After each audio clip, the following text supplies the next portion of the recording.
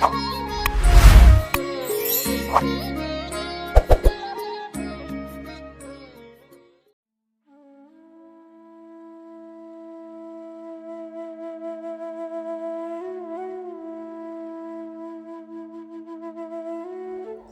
अज्ञानतिमिरान्धस्य ज्ञानाञ्जनशलाकया चक्षुरोन्मीलितं येन तस्मै श्रीगुरुवे नमः। नमो विष्णुपादाय तीर्थपथप्रदर्शिने श्रीमते भक्तिसम्पत् नामिने वाञ्छाकल्पतरुभ्यश्च कृपा सिन्धुभैव च पतितानां पावनेभ्यो वैष्णवेभ्यो नमो नमः। गुरुवे गौरचन्द्राय राधिकाय तदालये कृष्णाय कृष्णभक्ताय तद्भक्ताय नमो नमः।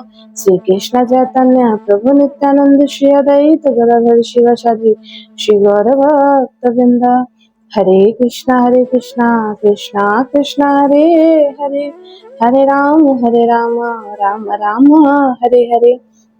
हरे कृष्णा। आषाढ़ मास के शुक्ल पक्ष की एकादशी का नाम देवशयनी एकादशी और यह एकादशी इस वर्ष 6 जुलाई रविवार को है।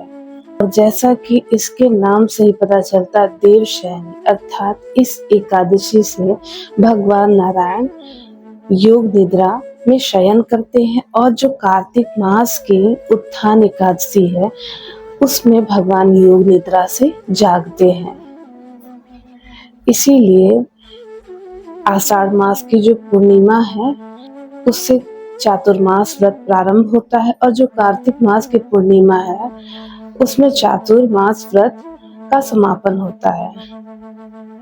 क्योंकि भगवान योग निद्रा में शयन कर जाते हैं, इसीलिए इन 4 महीनों में सांसारिक जीवों के लिए कोई भी मांगलिक कार्य जैसे कि विवाह हुआ, यज्ञोपवीत हुआ, नवीन गृह प्रवेश, इन सब का निषेध होता है। लेकिन आध्यात्मिक दृष्टि से इन 4 महीनों का विशेष महत्व होता है, क्योंकि इन 4 महीनों में किया हुआ थोड़ा सा भी शुभ कार्य कई गुना अधिक फलदायी होता है। जैसे कि इन 4 महीनों में हम जो भी भगवान के नाम का जप करते हैं, उनका भजन कीर्तन करते हैं, उनकी कथाओं को सुनते हैं, तो उसका फल हमें सामान्य दिनों की अपेक्षा कई गुना अधिक मिलता है।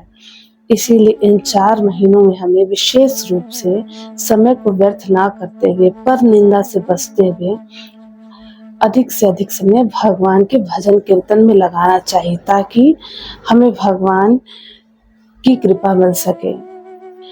और ऐसा नहीं है, ये जो चातुर्मास व्रत है ये सिर्फ वैष्णवों के लिए नहीं है, चारों वर्णों के लोगों को चातुर्मास व्रत का पालन अवश्य करना चाहिए। अगर वे ऐसा नहीं करते हैं तो नरक के भागी बनेंगे। और इन जैसे कि सामान्य लोगों के लिए भी इन 4 महीनों में शुद्ध आहार ग्रहण करना चाहिए। कोई भी ऐसा आहार जो भगवान को अर्पित ना हो सके उसे ग्रहण नहीं करना चाहिए। और इन 4 महीनों में जैसे कि सावन में हमें हरी पत्तेदार सब्जी और साग का सेवन नहीं करना चाहिए, भाद्र मास में हमें दही का सेवन नहीं करना चाहिए, और आश्विन मास में हमें दूध का सेवन नहीं करना चाहिए, कार्तिक मास में हमें सरसों के तेल का प्रयोग नहीं करना चाहिए। इन 4 महीनों में हमारी जो रोग प्रतिरोधक क्षमता है वह कम हो जाती है। इसीलिए इन 4 महीनों में जितने संयम से रहेंगे तो हम स्वस्थ रहेंगे, और जितना भगवान का नाम लेंगे तो भगवान की कृपा से हम स्वस्थ हो जाएंगे। इसीलिए हमें इन 4 महीनों में पूरी शक्ति लगाकर भगवान का जितना हो सके भजन करना चाहिए। जैसे कि जो हम सामान्य दिनों में करते हैं, जैसे जो लोग 16 माला करते हैं तो 2 या 4 माला प्रतिदिन अधिक करेंगे। इसी प्रकार कोई भी एक नियम लेकर, जैसे कि हम प्रतिदिन भागवत कथा का श्रवण करेंगे या भगवान का कीर्तन सुनेंगे, कोई भी एक नियम जिससे जैसा हो सके, लेकिन कोई भी नियम को ग्रहण अवश्य करना चाहिए। और सभी लोगों को इन 4 महीनों में जो एकादशी आती है, 8 एकादशी, उनका पालन अवश्य करना चाहिए। ऐसे तो सभी एकादशी का पालन हर किसी को करना चाहिए, लेकिन ऐसे लोग जो असमर्थ है रोगी हैं उनको इन 4 महीने में जो 8 एकादशी आती उनका पालन अवश्य ही करना चाहिए। यहाँ तक कि जिनके घर में जो छोटे बच्चे हैं उनको भी इन 8 एकादशी का पालन अवश्य कराना चाहिए ताकि उन्हें भी भगवान की कृपा मिल सके। एक बार युधिष्ठिर महाराज भगवान श्री कृष्ण से इस देवशयनी एकादशी का महात्म पूछने लगे तो भगवान श्री कृष्ण ने कहा कि एक बार ब्रह्मा जी नारद जी से ही इस एकादशी का महात्म बताने लगे।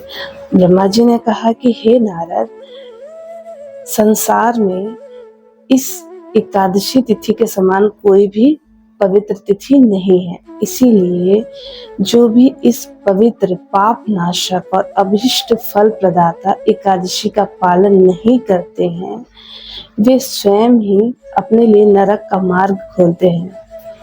इसीलिए अगर हमें नरक जाने से बचना है तो हमें एकादशी का पालन अवश्य ही करना चाहिए। इसके बाद ब्रह्मा जी ने कहा कि प्राचीन काल में सूर्यवंश में मंधाता राजा राज्य करते थे। वे भगवान के परम भक्त थे और बहुत ही प्रभावशाली थे और अपनी प्रजा का पुत्र के समान पालन करते थे।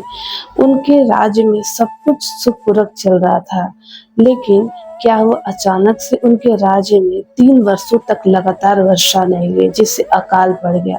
सभी प्रजा दुखी रहने लगी और राजा भी दुखी रहने लगे। उन्हें ऐसा लगा कि मेरे ही किसी पूर्व जन्म के कर्म के कारण मेरी प्रजा दुख भोग रही है, मैं कैसे इन्हें इस दुख से दूर करूं। इस प्रकार राजा विचार करके अपने कुछ सैनिकों के साथ गहन वन में गया और वहां पर उन्हें अंगिरा ऋषि के दर्शन हुए।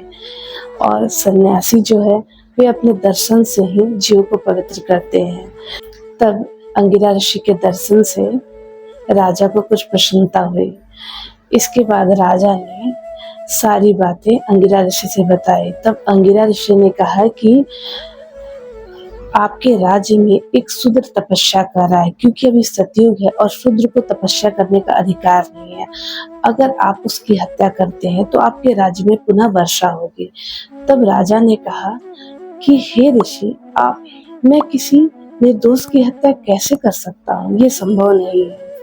तब सतयुग में ऐसा नियम था कि ब्राह्मण को ही वेद पाठ करने का अधिकार है, भगवान के नाम का अधिकार है, यज्ञ करने का अधिकार है। लेकिन कलयुग में ऐसा नहीं है। कलयुग में जो भी भगवान का नाम लेते हैं वे ही परम पूजनीय है। इसीलिए भगवान ने कहा है कि नौ में अभक्त चतुर्वेदी मद भक्ता स्वपचः प्रिय तस्मे देयम ततो ग्राह्यम स च पूज्यो यथा हयहम। अर्थात भगवान ने कहा है कि चारों वेदों का ज्ञाता अगर ब्राह्मण भी मेरा नाम नहीं लेता है तो मुझे प्रिय नहीं है, लेकिन अगर एक चांडाल है वो अगर मेरा नाम लेता है तो वो मुझे उस ब्राह्मण से अधिक प्रिय है और वह चारों वर्णों के लिए वह पूजनीय है। अर्थात जो भगवान का नाम ग्रहण करता है वो सबके लिए पूजनीय हो जाता है। और चैतन्य चरितामृत में ऐसा कहा गया है कि कृष्ण भजने नहीं जाति कुलादि विचार, जेई भजे सेई बड़ अभक्तहीन छार। मतलब कहा गया है कि कृष्ण भजन में जाति कुल का कोई विचार नहीं है। जो भी भगवान का भजन करते वही सर्वश्रेष्ठ है और जो भगवान का भजन नहीं करते वे ब्राह्मण होते हुए सबसे निकृष्ट हैं। इसीलिए हमें अगर ऐसा गर्व है कि हम ब्राह्मण कुल में हमारा जन्म हुआ है, हम सर्वश्रेष्ठ हैं और हम भगवान का नाम नहीं ले रहे हैं, तो हमारा किसी हाल में कल्याण नहीं होगा, हम सबसे निकृष्ट हैं। इसीलिए समय रहते हुए हमें भगवान का नाम ग्रहण करना चाहिए। जब राजा ने अंगिरा ऋषि से कहा कि आप कोई अन्य उपाय बताइए जिससे मेरे राज्य में वर्षा हो सके, तब अंगिरा ऋषि ने कहा कि आषाढ़ मास के शुक्ल पक्ष की जो देवशयनी एकादशी है, इसका पालन अगर आप प्रेम पूर्वक करते हैं तो आपके राज्य में अवश्य वर्षा होगी। तब ऋषि के आज्ञा अनुसार राजा ने अपनी प्रजा के सहित देवशयनी एकादशी का पालन किया, जिसके प्रभाव से उनके राज्य में वर्षा हुई। तो ये जो एकादशी व्रत है हमें सभी प्रकार का सुख प्रदान करने वाली, लेकिन फिर भी हमें एकादशी का पालन भगवान का प्रेम प्राप्त करने के लिए ही इसका पालन करना चाहिए। क्योंकि एकादशी के पालन से हम भगवान से मांगे या ना मांगे हमें धर्म अर्थ काम मोक्ष तो अनायास ही मिल जाएंगे। साथ साथ पंचम पुरुषार्थ अर्थात भगवान कृष्ण का प्रेम भी हमें प्राप्त होगा। तो मूल उद्देश्य है भगवान का प्रेम प्राप्त करना। इसीलिए हर किसी को एकादशी व्रत का पालन अवश्य करना चाहिए। हरे कृष्ण।